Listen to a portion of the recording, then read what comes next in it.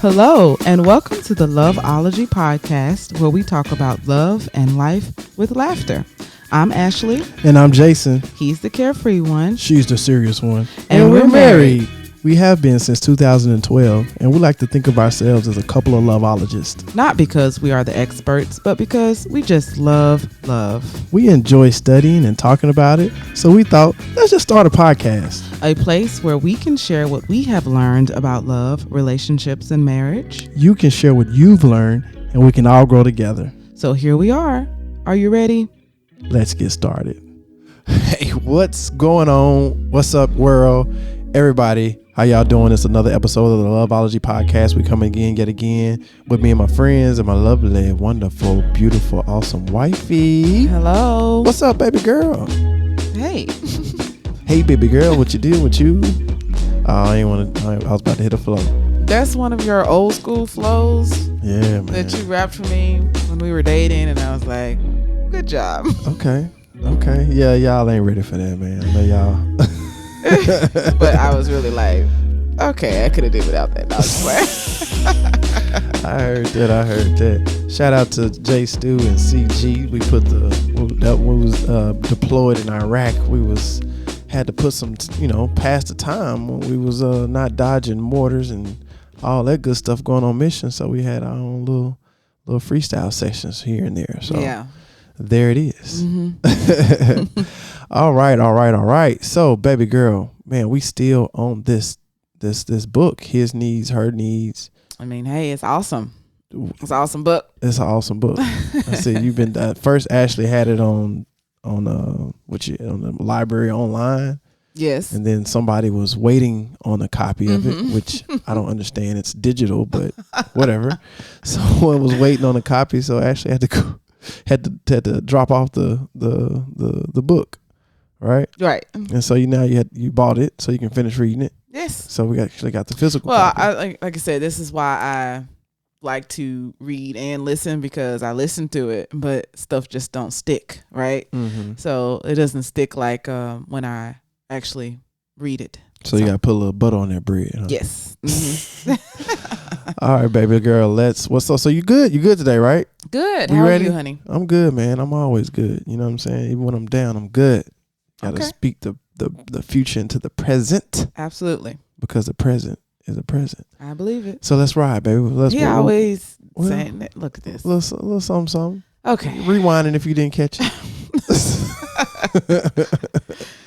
Let's jump into it, baby. Yeah, so like you said, we are still on the book, His Needs, Her Needs, Building an Affair-Proof Marriage. Check this book out, okay? We're going to be talking about this for one more week, this week and one more week after this. So the last 2 episodes we're addressing this book, and we talked about the first 2 emotional needs out of the 10 most important needs that this author says that we all have.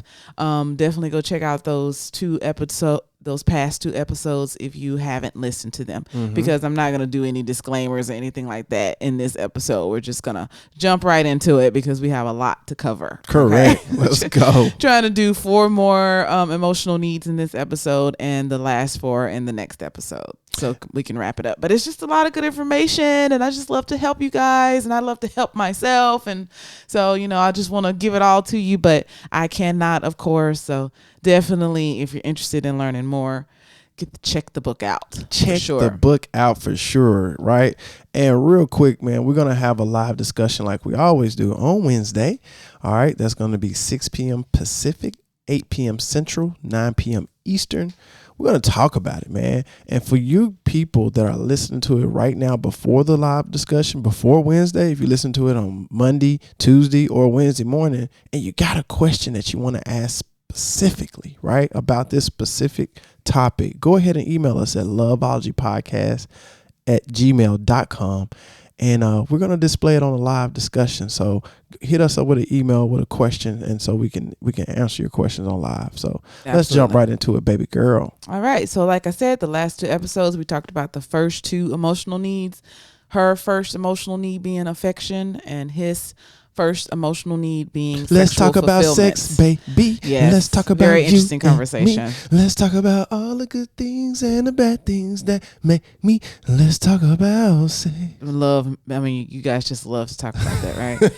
Very interesting conversation. Check that out. So today we're starting with the second thing that she cannot do without. What's that? What you Money. Intimate conversation. Yeah. What we're doing right now. Yeah. I love it. I love Conversation rules the nation. it. It is. That is very much the case for me. Yes. Very much. I'm all for the conversation. That's why we have a podcast. Okay, so women really need intimate conversation. So, like I said, if you're confused about some things, definitely check out the past episodes.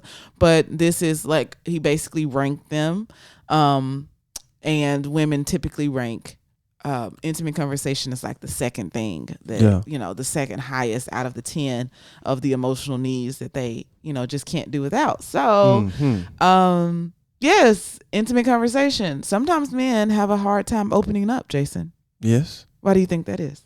To be honest, let me bring it out for my men out there. To give y'all some male perspective here.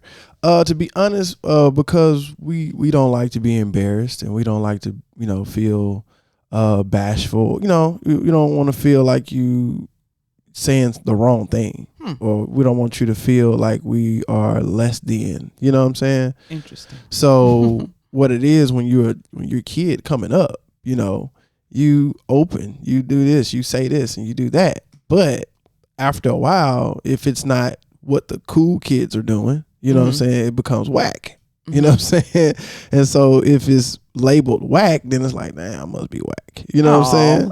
And so, and I may be going a little bit too deep in it, maybe, but I think you are, but I don't know. I think that over time that men, we break out of that shell that we enclosed ourselves in because of the outside people, what they said.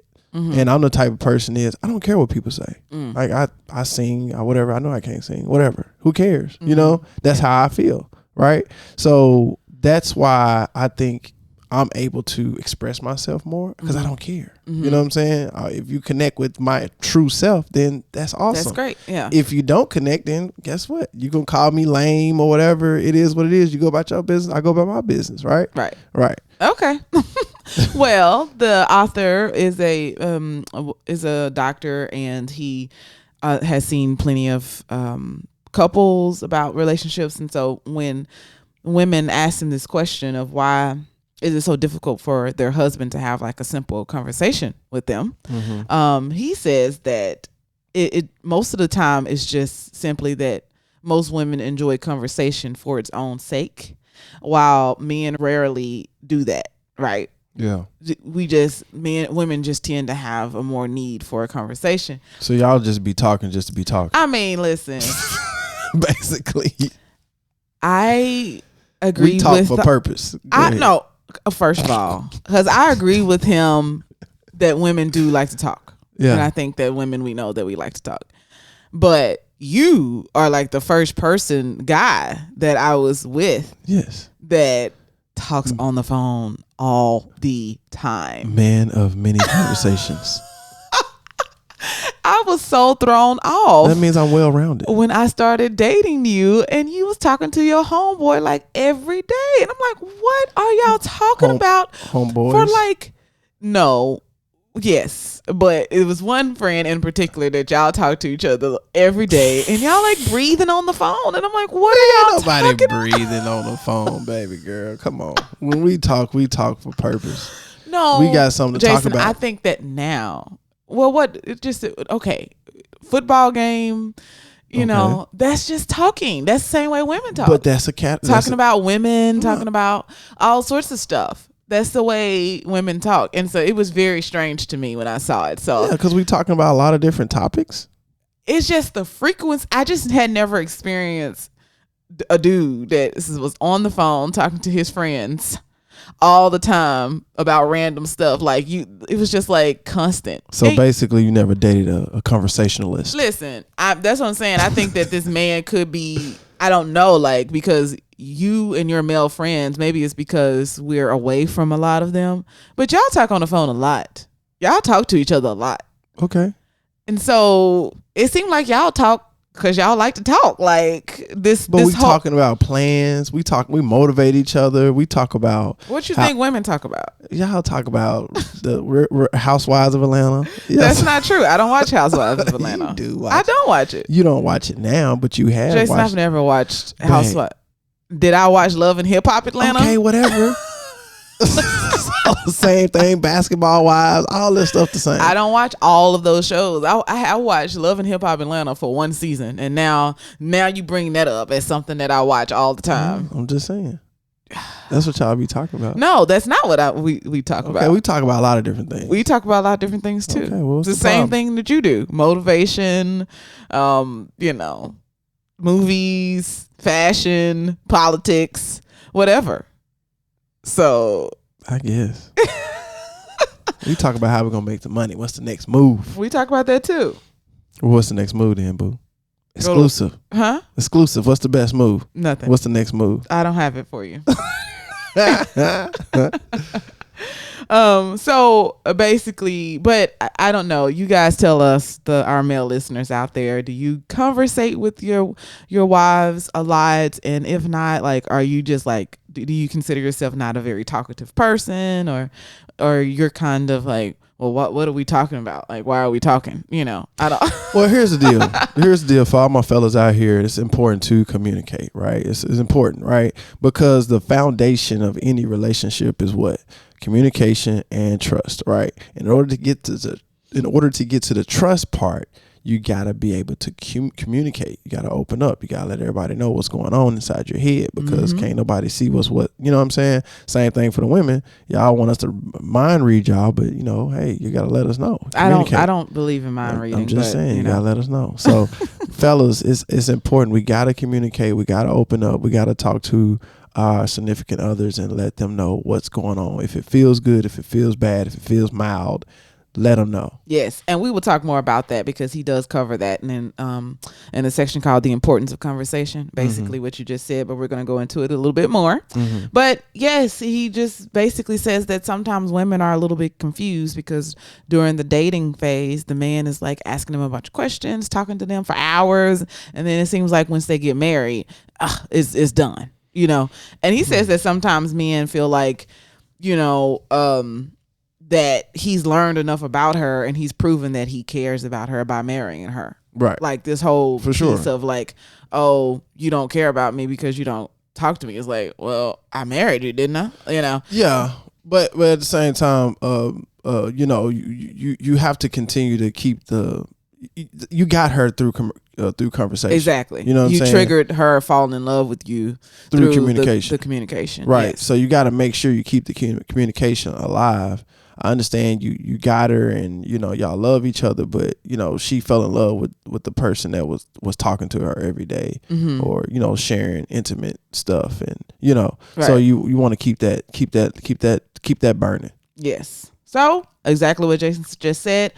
The author says intimate conversation should also continue on a daily basis. And he even breaks down the amount of time that he thinks that people should be spending undivided attention on each other based on like the couples that he have. At least 45 minutes. What did he say? Well, he didn't break it down by day. He said 15 hours a week. Oh. I'm sorry if I said by day. You said time. Yeah, well, 15 hours a week. Okay. So if you do the math, 15 hours a week, divide that by 7, you're looking at 2.14 hours a day. Okay. So you got to break that down. Because I had broken it down. I was just like, okay, 15 hours a week. Well, yeah, you got to. So you basically do an hour in the morning and do an hour at evening somehow. Okay. At talk, least. Now he said this is a minimum amount of time. Yeah, pillow talk take up some time. Y'all get your pillow talk in. Yeah. You know what I'm saying? When all the kids are down and all that good stuff after a good, So this is interesting that you don't feel like this is like too much. 2 hours? Yeah. It adds up fast. Exactly. You know what I'm saying? Yeah. Like it don't have to be, 2 hours straight like you're watching a movie. Right. It could be 10 minutes here. How much time do you think we talk? I don't know. We've said in the past that it's been like at least an hour, but we talk a lot. Yeah, we do. And if you think about this podcast, we still talking to each other. Yes. Yeah. So. Yeah. Mm-hmm. I think we add up to the 15 hours. So he said that, like, basically he studied the couples who have been in love and who were like consistently in love. And he said he found that those maintained their love for each other, scheduled time to be together almost every day. He tells couples that if they want to maintain their love for each other, they should learn to do what those in love are doing. I like that. Right? Set aside at least 15 hours a week for undivided attention, where one of the primary purposes is to engage in intimate conversation.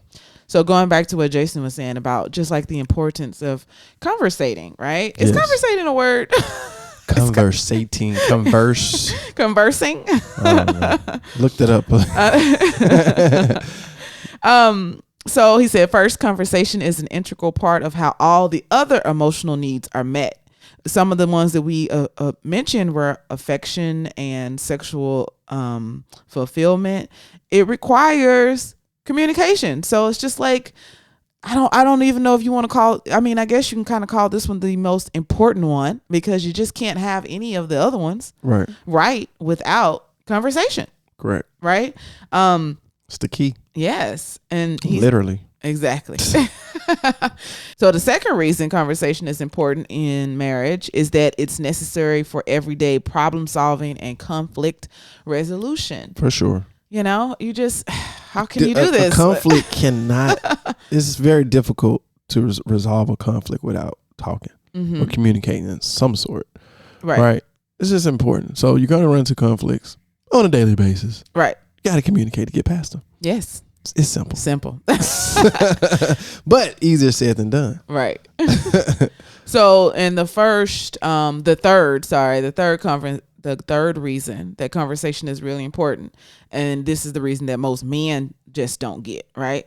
Conversation itself is important because it meets a basic emotional need for most women. In other words, most women enjoy talking. We just enjoy talking. I remember me and my sister were talking downstairs, and you like, I don't know, you were like in the kitchen, getting something, and we were just, and you were like, oh my God, like, what are you guys talking about? Yeah. You guys are talking so much and so fast, and like, Shoot.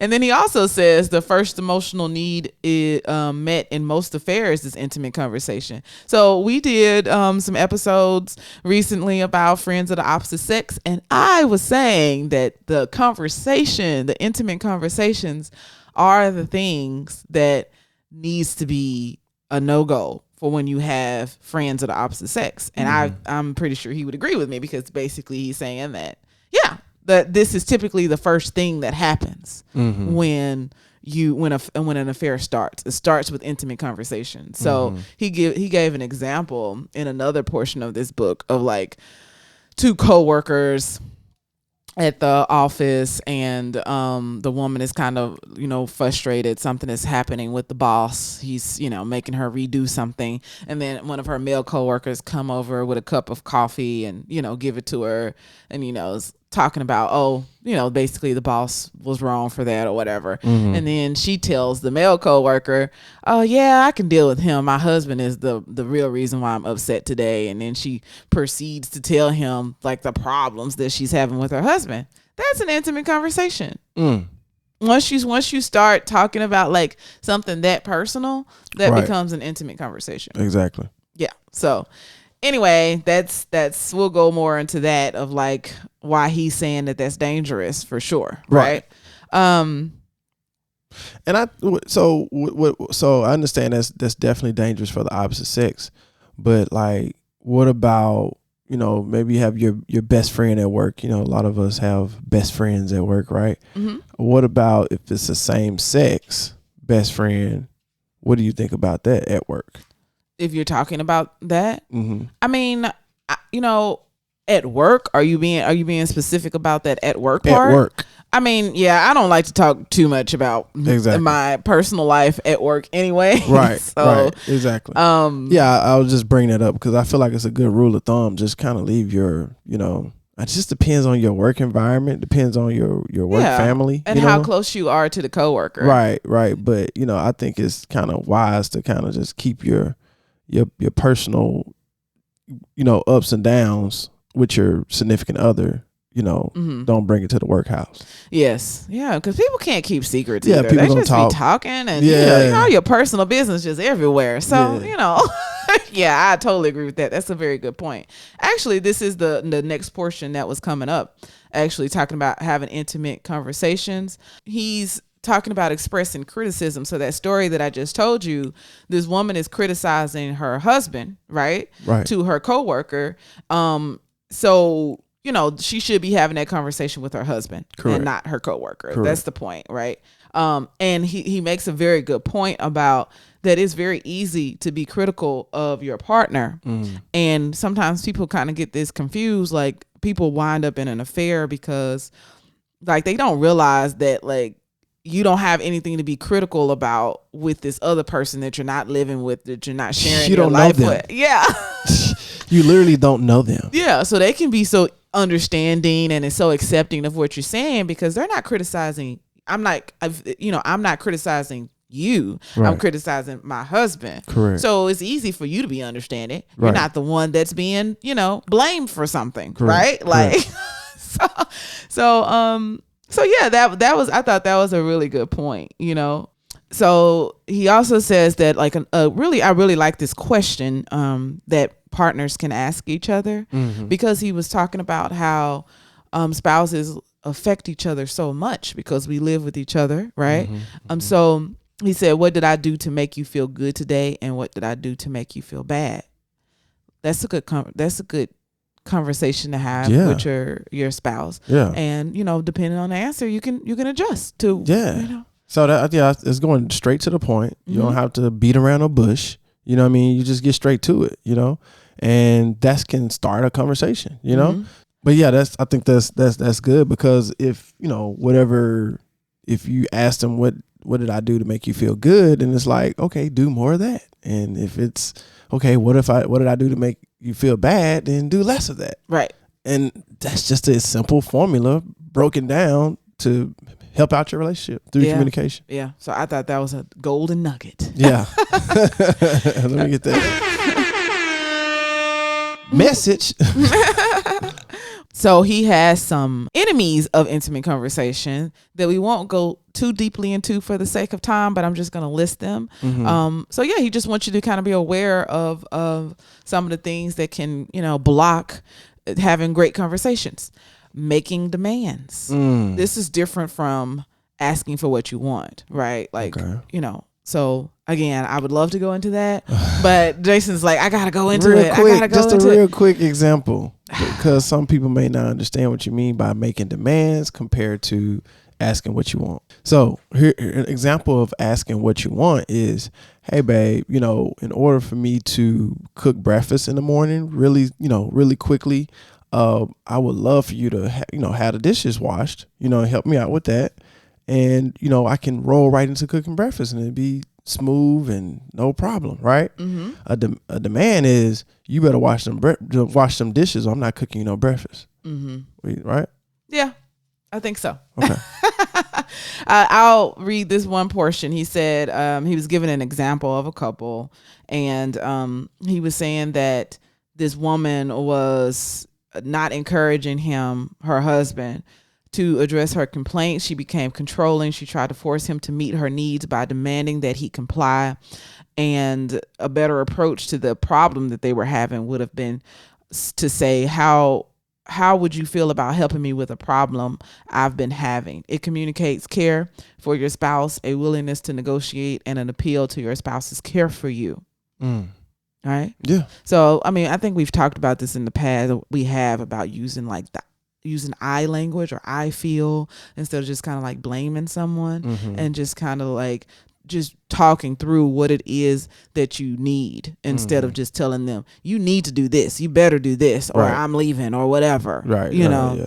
That's no good. Yeah, that's destructive language there. Right. Okay. So moving on, enemy number 2 is being disrespectful. Enemy number 3 is expressing anger. And why you just skip right past the being disrespectful? I understand we're trying to get through it, but I'm just saying. Because we just for the sake of time, like I didn't want to go into these enemies. I just wanted to list them. Okay, we're just gonna list the enemies, but man, there's some stuff now. Each one of them is very important. You know, I know, but this is the struggle. Like, I mean, but I can't. What do you want me to do? Like, I'm just saying we need to do a whole episode on respect. Because I feel like sometimes... I mean, we have definitely talked about communication in past episodes and some of the enemies of communication, and some of them are the same ones that we're listing here. Being disrespectful was definitely one of those things that you do not want to do. If you want to shut down a man, disrespect him if you want to. If you want to shut down a woman, disrespect us. I mean, I understand that. But for us, I believe respect is on the highest level. Just like love is on the highest level for you guys. But, you know, listen to some of our past episodes. Love and Respect. We did an episode on Love and Respect, didn't we? No, we didn't. Oh, we didn't. Okay. It's a book called Love and Respect. We are going to do one about We're going to do it. So, yeah, but we have talked about it a lot. Yes. Talked about it a lot. Respect is number one in men's eyes. So please don't disrespect the man. Yes. It's not going to go over well. Right. Yeah. Okay. So, expressing anger is another one. Dwelling on mistakes, past or present, is another one. And then he lists the friends of intimate conversation: conversing to inform, investigate, and understand. We talked about that a lot in our, I believe the name of it was the communication method that can help your relationship. And we just talked about the importance of actually listening and understanding. And there's a method that you can use to be a better listener when you and your partner are having a disagreement, to really understand their situation, their perspective, right? Another friend of intimate conversation is developing interest in each other's favorite topic of conversation. So just for our listeners that's, you know, kind of lagging behind a little bit.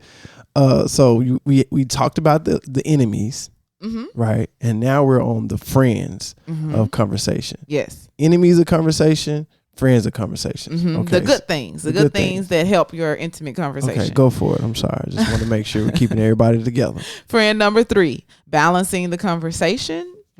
Friend number 4, giving. I just need some more though. Balancing the conversation. Like, what do you mean? You don't need to be talking the whole time. Oh, okay, there we go. Right? Okay, like balancing the conversation. Okay, great. I get it. Yeah. Okay, so I'll try to give like a just a quick, you know what I'm saying?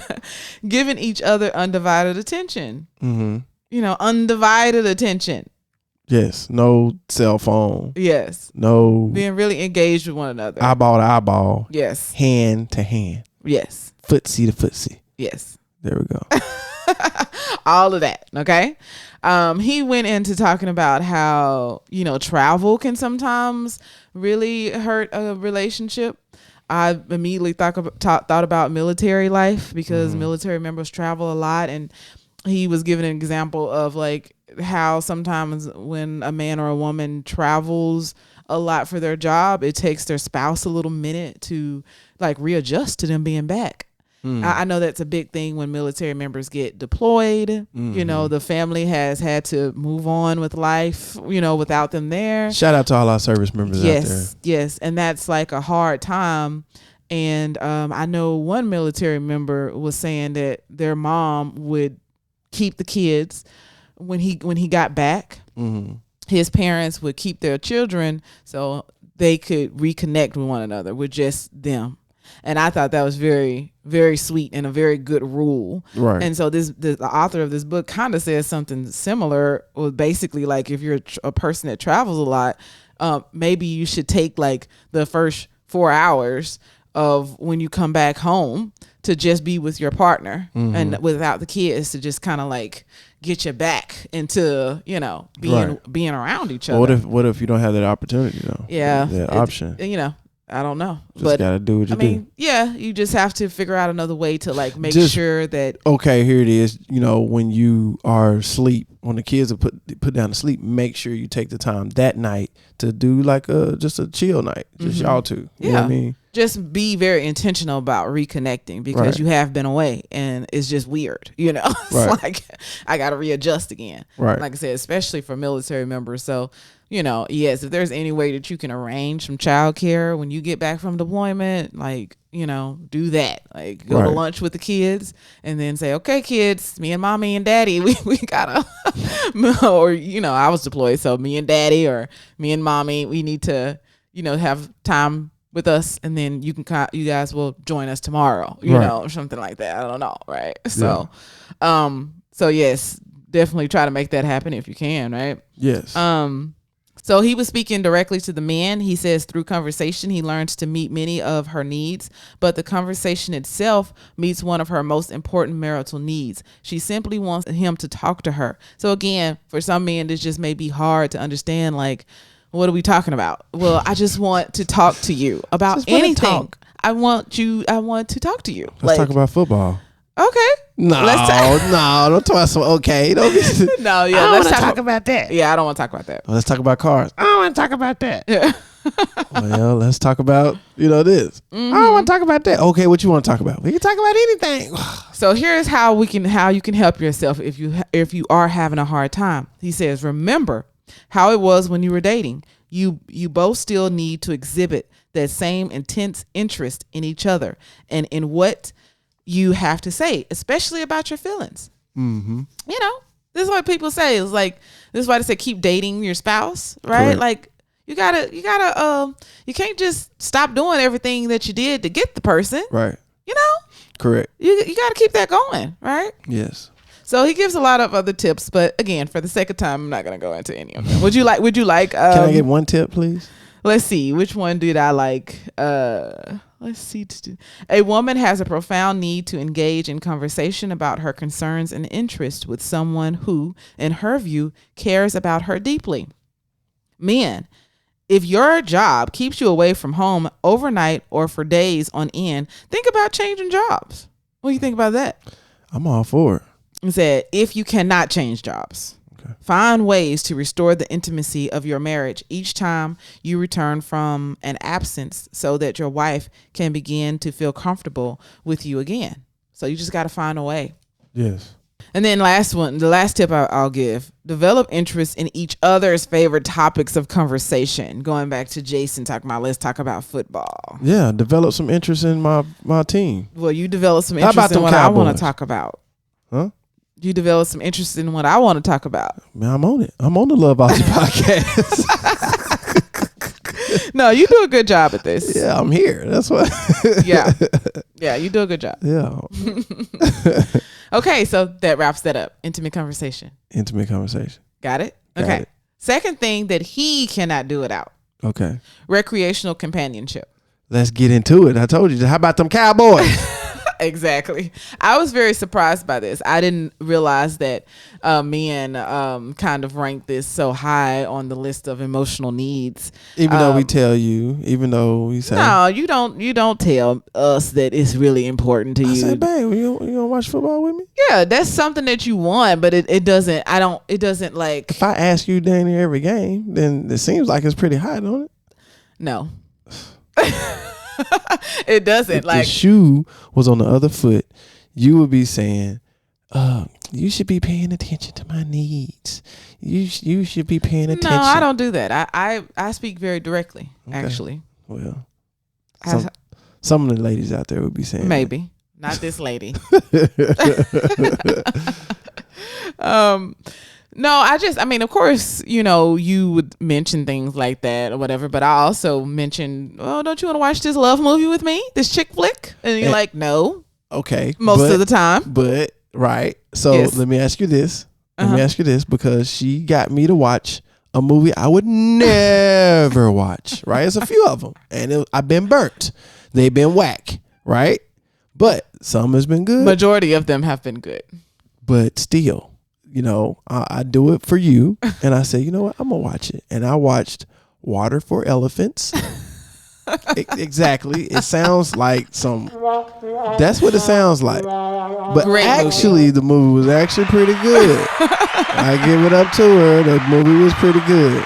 So if you get a chance, go check out Water for Elephants. It's a nice little It's romantic. an older movie. It ain't old like black and white old. Yeah, but, it's been probably about 5 years at least, I think. So guys, if you wanna have a good brownie point movie, say, hey babe, I got a movie for you.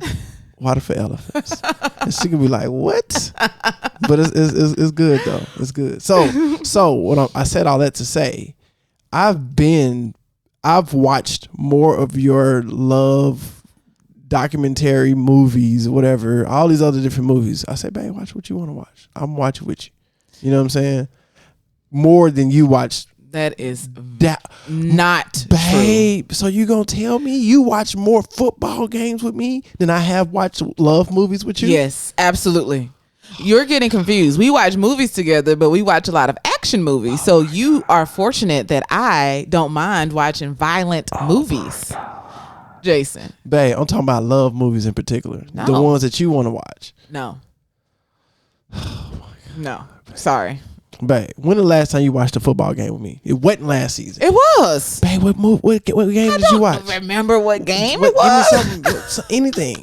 I totally What watched team? the game with you. What color? Give me a color. The Cowboys. No, I'm saying who was they playing? What was going on? I don't remember who they was playing, but I totally watched some games with you. Totally. Give me 2 players on my team. 2. Just 2. Just 2 famous players.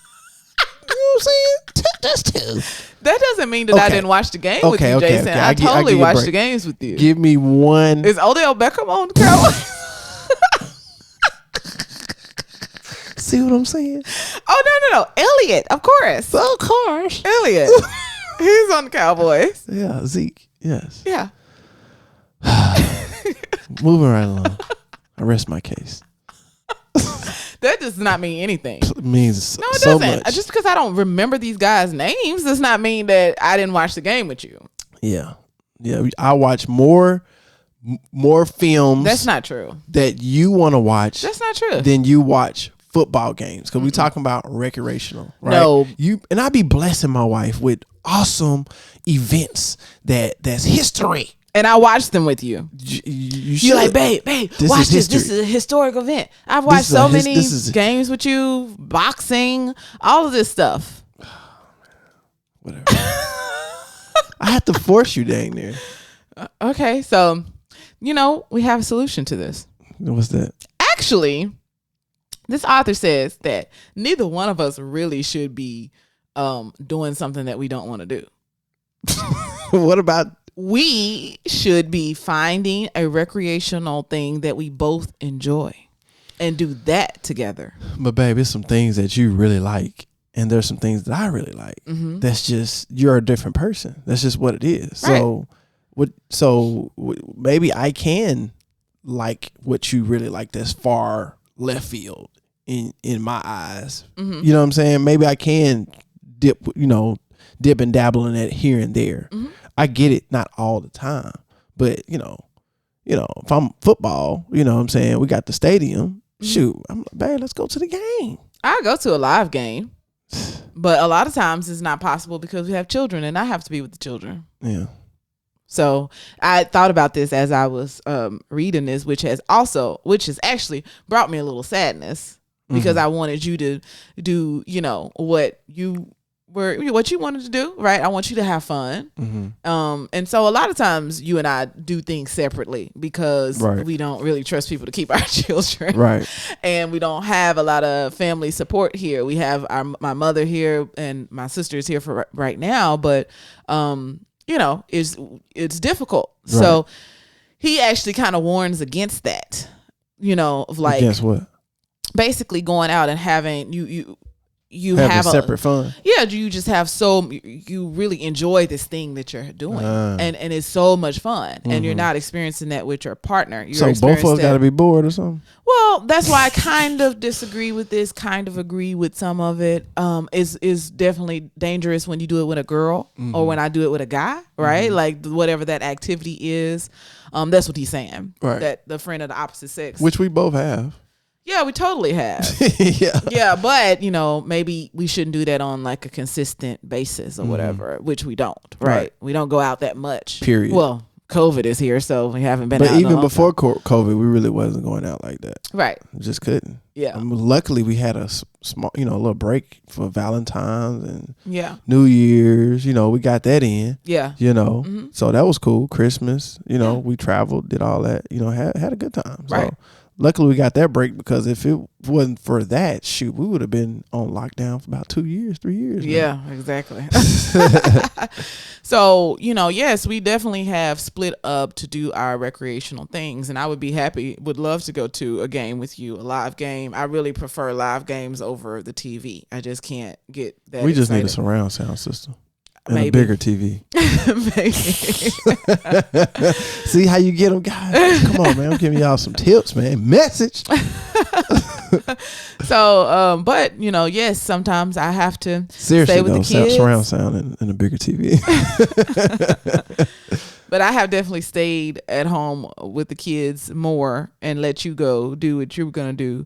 And like I said, sometimes that has been a little sad for me because I'm like, oh, I wanted to do that, but I can't do it because I'm here with the kids. Yeah. So yeah, but we'll go more into that later.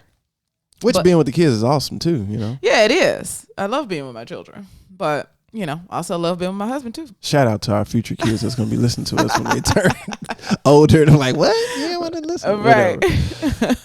So he was saying that a lot of times it's not uncommon for women to, when they're trying to, when they're dating, yes, they join their men in pursuing their interest. And so I just kind of think this is unfair though. Like, the woman seems to be like really excited about the things that you're interested in. Mm-hmm. And then when you get married, she kind of like, oh, actually I'm not.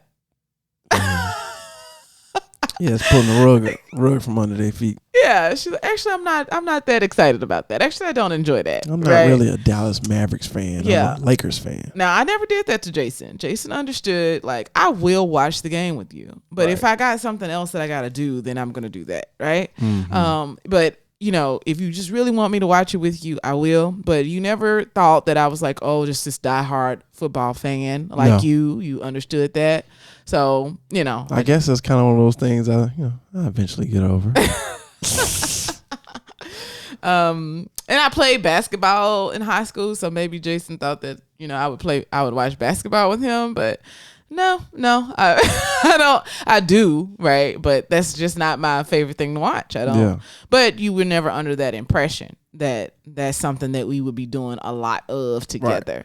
But clearly you would enjoy you do want me to do these things. Correct. But I ain't even gonna ask you what's my, on my basketball team, the Dallas Mavericks, name one player. I'm not even gonna ask you that because it's gonna be, you can't do that. Yeah. Well, yeah. Name the actor from my favorite movie. Samuel Jackson. No. What? Hey, John Travolta, Samuel Jackson. What's the name of this movie that you're speaking of? We talking about Pulp Fiction. That's not my favorite movie. Okay. That's one of my favorite movies. Well, hey, I was close. Yeah, at least I was right on spot on too. You know what I'm saying? Come on. So Death Becomes Her is another one of my favorite movies. All right. But hey, I already won that round.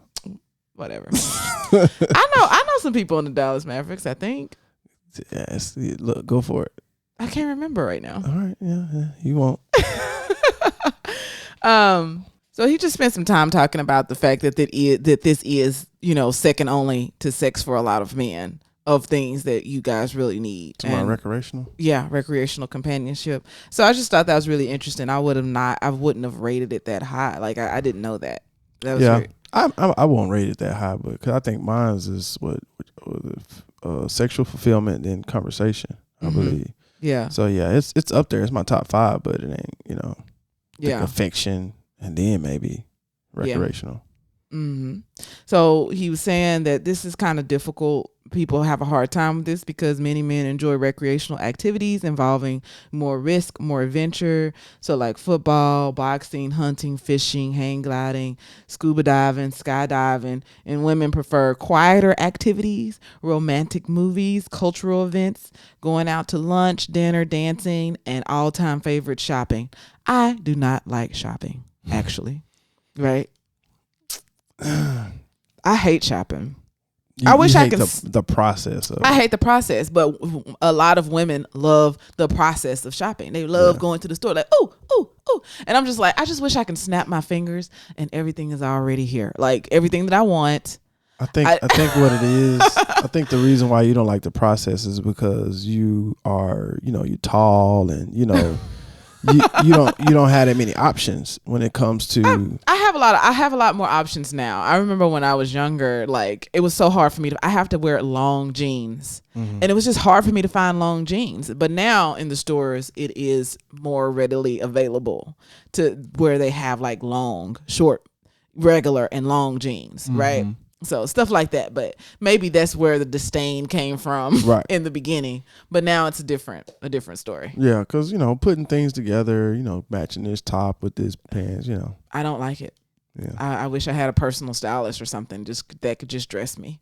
Hey, somebody want to be a personal stylist for the free $99? We won't pay you anything right now, but we'll pay you later. Yeah, it's no fun. But yes, a lot of women like shopping for sure, and yeah, so, but like I said, Jason, I think that going back to this movie conversation, I think you're getting confused because me and you, we are interested in the same sorts of movies besides the romantic movies. Yeah, I'm talking specifically the love movies. I've watched a lot of movies that you wanted to watch. A lot of women don't like the violent movies, and I watched, what's that movie on Netflix that was super violent? Extraction. Yeah. That was just violence. I'm like, what is this, John Wick? I'll watch all of this stuff with you, right? But you like it. It's fine. You're not sacrificing anything. Exactly. So I'm just saying. So I'm sacrificed when I watch the love stuff. Well, like I said, this man says that maybe we shouldn't sacrifice like that. No, because you stumble across a movie like Water for Elephants that actually was pretty good. You know what I'm saying?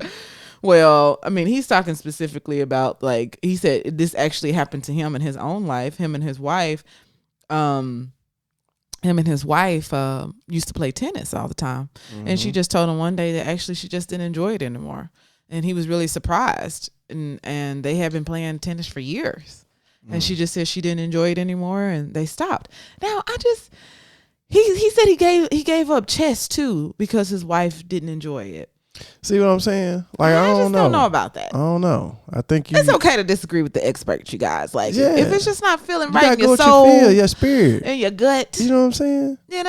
Like, no, I'm not gonna give up. That's who I love that. Right? He says that men definitely have a hard time with this. Yeah. Because this is your thing. Well, basically his because am I gonna stop playing dominoes because you don't really know how to play dominoes or spades? No, but the issue comes in is that we do need to spend time together. So this all kind of goes back to the 15 hours of time that you're supposed to be spending together. And if you are doing something recreational that your partner can't be a part of or doesn't enjoy, then that's less time that you have to spend with your partner. But now you're doing all the stuff that they want to do.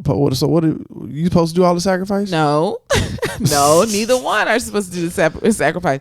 That's what I said. You find something that you both enjoy doing together. So actually our podcast is something recreational that we both enjoy doing together. Correct. This is sometimes. I mean, this don't count as recreational though. Why not? Don't be trying to throw that in there. That's definitely not in that bucket. How come it's not? We spending time together. Okay, but it's not recreational. You know what I mean? Like, I feel like this is we learning. This is educational. You know what I mean? Mm-hmm. Don't get me wrong. It's fun, but it's educational. But we're still having intimate conversation. Yeah, we have intimate conversation, but it's not like you can't put it in the category of sports or, tennis, or, something like that. Chess, checkers, Monopoly. Like, that's different. So going back to the topic, basically, this is a way that you can grow apart if you don't spend your recreational time together. He's not saying that you have to spend every recreational time together, like everything together. Mm-hmm. But if you are in a situation, I think that we still see each other as our favorite recreational companions, right? Yeah, for the most part. We are our favorite. Like, we would prefer to do it with one another. Oh, yeah. Right? Yeah. We already feel that way about each other. Correct. Right? So he gives the advice to men to abandon what they like for a while and just do things that both of you enjoy together, until you get that feeling of, oh my gosh, I love this person being my favorite recreational companion. And then you can try to pull over to other stuff? Yes. Okay. You can separate a little bit more and go back to doing stuff individually, but you also need to just keep up with the things that you all like to do together. Right. So he has a list of 125 recreational activities in the back of his book that you and your partner can go through and try to figure out what activities you could do together. So the point is just that you got to do something together, because you get so much, especially men, basically, you get so much love feelings, like the love deposit, going back to the love bank. If you don't know what we're talking about, go back to the first episode. But everyone has a love bank, and this you get so much like happiness and joy with your recreational experiences. Right. So you need to feel that with your partner. When you do these things with your partner, you have positive associations and feelings toward them, right? To positive memories with them, right? So breaking it down basically is, let's say every time you squeeze this particular ball, good things happen. Yeah. Right. And you squeeze this other ball, bad things happen. So what do you think you're going to do? You're going to keep squeezing the ball that good things happen out of. So if you associate your wife or your significant other with the ball that when you squeeze it, good things happen, then therefore you can try other things later on, because you feel like good things going to happen anyway. Yeah. I like that. And it's just closeness, right? So if you associate, if you're going out with your friend of the opposite sex and y'all just having the time of y'all life all the time, with these recreational activities, you get really happy about your sports, right? And you get just all this happiness, and you have a memory, and it's with a friend of the opposite sex instead of your wife, that can become, a problem. You're really psyching yourself out, really. You basically, you training your mind to think positive thoughts. That's really what it is. Instead of going in there like, oh, this movie gonna be whack. I know it's gonna be whack. You know what I'm saying? Then now you're coming into this movie, if you do decide to watch it, being very critical, which I do. Look at them, they not even kissing. You know what I'm saying? Something like that. But you're really just training yourself to be positive, have a positive outlook on the situation. No, I mean, I don't really understand what you mean by that, though. Because you getting them in the flow of saying, like both of us, we agree that both of us will enjoy a certain situation. Like both of us will enjoy cooking, right? Making a pizza together, right? So if you do that and you do a few other things that for sure, most likely you guys would enjoy, then if I say, hey, come on out, let's watch this football game together, you're gonna be like, you're gonna remember all those good times that you had with doing pizza, and there's gonna be some other things that come out of it, and you're gonna be like, wow, I didn't think we would have this much fun doing this. But then when you take it over to football, it's like, well, I give it a shot. You're thinking positive because of your past situations that you just had. Yeah, I think that definitely plays a part. But I think what he was saying was going back to like the love bank, right? Same thing. Huh? Same thing. You think so? Yeah, go ahead. The love bank, you are making positive deposits into my love bank, right, when we are doing something that we both enjoy and that I enjoy. So how I feel about you strengthens. Correct. Right? Correct. Because your example, I feel like you're saying more so about the activity. The actual person, I guess, mentally, how she feels about her significant other. Yes. Yeah. So how I feel about you changes. Like I associate all these wonderful, good feelings with you. Right. And not with somebody else. Right. Right? Yeah? Right. Okay. That's different than what you were saying, right? I think it's similar, because it's like if you do a lot of things together, right, that you know that you would like, right? Let's say you deposit it, that equals up to $100 deposit. But then if you do this one, like you want to go watch football with me, well, that could be a subtraction of $20, but you still got $80 left over. So it's cool, and the only reason why it's cool because you have $100 in the bank. So it's the same thing. You've been doing these things that you know that you like together. You building up these memories, right? And so when you do something that you think that's going to be negative, it's just a little bit. So it's just minus 20. You still got 80 in the bank. Yeah. Different way to look at it. So I just want to read exactly what he said when he was tell men to like basically kind of abandon their recreational activities for a while. Mm-hmm. He said, I explained that they can eventually participate in activities apart from each other, but until they become each other's favorite recreational companion, they must spend all of their leisure time together. So he's just saying, get if you're in a spot where you are not each other's favorite recreational companion, mm-hmm. go ahead and dive in and spend like all your time together and become that, right? Mm-hmm. And then you can go back to participating in your own individual activities, mm-hmm. but just make sure that you are spending the time that you need together, right, and doing some recreational activities together, right. Unless it's spades. Now, if you don't know how to play spades, you get your partner out there. And he talked about that actually, and I've and they reneging, dropping the ball, cutting you when they don't supposed to be cutting you. That's a problem. Yeah. So basically, Jason doesn't have patience because he's an expert spade player. Thank you. And so his wife is not. I'm intermediate. I'm a professional head buster. I'm an amateur. And so, he's so consumed with winning the game that he doesn't really want me to be his partner. I mean, I still play with you. I'm just not going to play with nobody for real. You know what I'm saying? I'll play another couple. You know what I'm saying? It's even odds, a handicap match. Okay, well, we're going to get into that. But before we get into that, back to this sacrificing for one another. Uh-huh. He says, if one spouse sacrifices his or her enjoyment, it means that the other is willing to gain at the spouse's expense. So I want you to enjoy what you're doing. What we're doing. I don't want you to be sitting there miserable. And that's why I watch a lot of romantic movies without you. Right. I don't even ask because I know you're going to just, blah, blah, blah. I don't even want you watching it with me then. Get back. Go away. Movie shouldn't be so whack. I need a 5-star. You need to make sure it's 5-star before you bring it to me.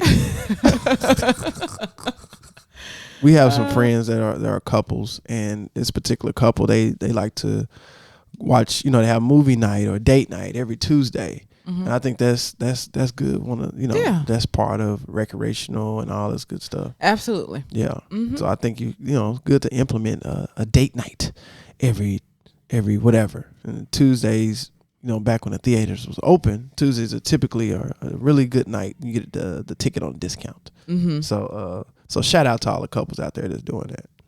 Absolutely. We're going to talk about that too. Oh. Jason just be on it. So going back, because I just want to make sure that we make this clear with the love bank thing. Mm-hmm. He says a third important reason to become each other's favorite recreational companion is to ensure deposits into each other's love bank, especially his. Some of our best feelings occur when I engage in a recreational activity. If I share it with Joyce, who is his wife, I associate those good feelings with her, which sustains my love for her. If I share it with another woman, I lose an opportunity to sustain my love for Joyce and run the risk of developing love for that woman. All right. So back to what Jason was talking about with his spades game. He says that, it may take time for the other spouse, right, to gain the skill. Right. So I actually like spades, but what he's describing, I think he says a wife and a husband he gave an example of a wife and a husband went skiing. If the husband is patient with her, right, while she's, he's better than her. But if he's patient with her, then she will get better and then they will enjoy it. But he has to be patient. So Jason, my dear, okay, we have to practice spades. You have to be patient with me, and maybe I could be your expert level spade playing partner one day. But I feel intimidated, by you and your friends. And I don't want to play because you guys. I wouldn't even ask you to come on the table if it's like a. But what if I would like to? You got to say something. You got to speak up. You got to call it down. I got next. I I actually played spades with a guy when I was deployed, and it was like the very rare moment when I actually had a little bit of time, right? Yeah. And we played spades, and I warned him. I said, "Okay, listen, I'm an amateur. I don't actually know how to play spades that well, but I can like hold it a little bit, right?" Right. And I think, Jason, you said that what happens is that sometimes I make a really, really good move And don't even know what you're doing. I do know. I'm just not as fast as y'all. Because I actually I understand it, and I do understand it's a very thinking game, and you got to pay attention, and it's very strategic, right?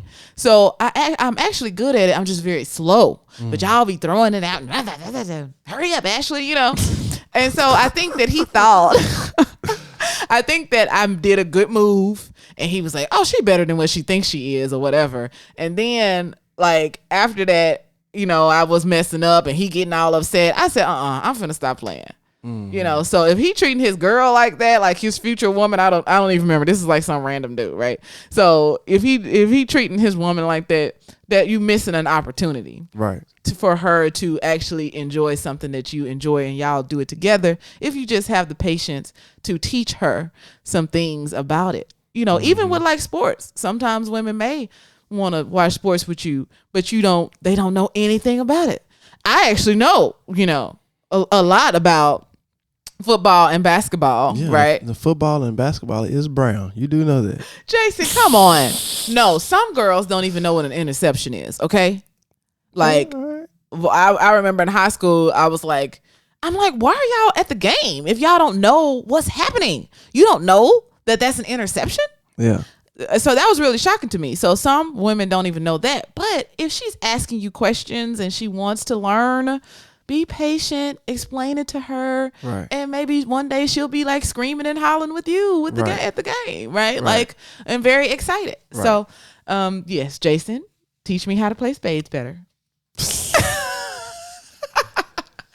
So going back to this being the undivided attention. Yes, recreational time can go into those 15 hours of undivided attention, right? So back to the undivided attention. But talking isn't the only way to provide undivided attention. In fact, the intimacy that results from undivided attention is usually achieved when a combination of 4 emotional needs are met. The top 2 emotional needs for most women, affection and an intimate conversation, and the top 2 emotional needs for most men, sexual fulfillment and recreational companionship. Okay. So the last 4 that we just got finished talking about in these last episodes, in this episode, you want to do all 4 of those things, basically. Yes. That's the perfect date. Oh, wow. So prior to marriage, most men and women combine all 4 needs into a romantic experience. So you got some examples of those? Yeah. We're going to talk. Okay. Because I had a couple off the top. I'm going to see what they're going to say. That way, the needs of both men and all women are met. After marriage, spouses get lazy and want to take shortcuts. Women find time for affection and intimate conversation, but are too busy or too tired for sexual fulfillment or recreational companionship. On the other hand, men can drop almost everything for sexual fulfillment and recreation companionship, for sure, but can't fit affection or intimate conversation into their busy schedules. They would be busy. You both have intimate emotional needs that should be met by each other. That's the whole point of this book. We both have needs. Let's meet it for each other, and we'll just love each other, and we won't be able to get enough of each other, right? Because we just meeting each other's needs, and it's wonderful. Right. But they're different, and you will be tempted to overlook your spouse's need by meeting all 4 of their needs in a single date. You will have an experience that both of you consider romantic, and you will be making massive love bank deposits. So you asked me, do we have examples? Yeah, example of that perfect date. The example is that you need all 4 of these things. Okay, so give them to me let's talk through a perfect date. Yeah, I got you. So give me 4. So we got intimate conversation, affection, sexual fulfillment, recreational companionship. Yeah. Shoot, that seems like you watching a good sports movie at the crib, Netflix and chill. Hey. Okay. It's a great quarantine date. So Netflix he does and chill. No wonder they've been going. They had their algorithms on this the whole time. So he does warn against something. Okay. Okay. What's that? Make sure that the activity doesn't distract you from each other. For example, if you focus most of your attention on a movie or a television show, that activity should not be considered part of your time for undivided attention. I agree. But if during the show you are expressing affection to each other and your focus of attention is primarily on each other, then it counts. So, perfect date. So when you have the main thing is sexual fulfillment, right? Well, what I mean, because I mean, such a man thing to say. Well, no, here's the deal. Because I'm talking about an actual date. So how are you gonna have sexual fulfillment on a date? You know what I mean? Like if you like going out to the beach, you know what I'm saying? You have some sexual fulfillment at the beach. Jason, you know? We're talking about the entire but I'm just saying, evolution. I understand. But I'm just saying. I just want to make it clear. You know what I'm saying? So yes, at the end we can do a nightcap, right? Sexual fulfillment. Yes. Right. But before then, I think conversation. I think recreation, and I think what else? Conversation. I think one of my homeboys, Todd, he does it. You know, when he was dating. You know what I'm saying? Bowling is such a great date night adventure. You know what I'm saying? It's just great. Yeah. Even now with, COVID-19. Let's break it down. Okay. Let's break it down. So we have bowling. Okay. That's the recreational. Portion event of it. That both people enjoy that. Right. You're going to be communicating. Yeah, you can sit down, you can eat, you can communicate. Right, because you're not going to be, the act of actual bowling is really fast. You know what I'm saying? But in between time, while maybe other people are which is just you two. Yes, right? just you two. Okay. Yes. Well, in the meantime, you can sit and talk about in between each role. You know what I'm saying? Y'all can kind of just have fun together, cheering each other on, and competing with each other. I think bowling is a perfect date. And then so where's the affection coming in? With like I said, let's say you bowl a strike and it's like, oh yeah, it's a big hug and you know what I'm saying, high fives, all that good stuff. And then the sexual fulfillment to wrap it all up. Damn, man. So ladies, remember the nightcap. That's the perfect day. You gotta have a nightcap. I think that even something even more simple, like just going for a walk. Like, what if you don't have the money to go bowling? What if we're in quarantine and we can't go bowling? We can go for a walk together. We can hold hands. We have intimate conversation. You can hug me, and Jason. I'm just playing. Nah, that's a great day. Oh, you so mean. You can have intimate conversation, and then we can come back and eat, and cuddle while we eat, and then have sexual fulfillment. While we eat? Well, I guess I was thinking about like a restaurant. Strawberries and whipped cream? Is that what's going on? Okay, I see you now. I see you. I guess I was thinking about like if you're at a restaurant with a booth, people get, snuggle up to each other, and arm around the other person. That's the affection. Well, I guess that's why they say dinner and a movie. Yeah, but like I said, you don't even have to do that. You can just do dinner and a walk in the park or dinner and a picnic. That's a long day, boy. Dinner and a movie. You gotta be single to be doing. You got no kids. You gotta have a babysitter for the day. Yeah. Dinner and a movie. Yeah, we ain't had that in a long time. He ends this chapter with saying the couple that plays together stays together. Hey man, don't be trying to take away from the couple that pray together stays together. But I like that. Yes. But number one, the couple that prays together stays together. Absolutely. And also the couple that plays together stays together. Absolutely. I like that. So y'all, we're gonna wrap this up. I told you a lot of great information. So we were able to get through two more of the 10 most important emotional needs. Okay. Yes. So, but I think it's important, right? Like I think, it's important to understand. Me and Jason need to find some recreational things that we like to do together. Shit, we already got them. We have the podcast. We like to travel together. But we can't do that right now, but that's a big one. Football season about to start. Yes, and I do watch some games with you. But we did an episode on this NFL versus your relationship. Go check that out in one of our past episodes. So go check that out. Yes. But like I said, I think it is important that he says that, nobody should be miserable, right? Just doing this for the other person. Like if you're just completely miserable, you just hate it. Like, no.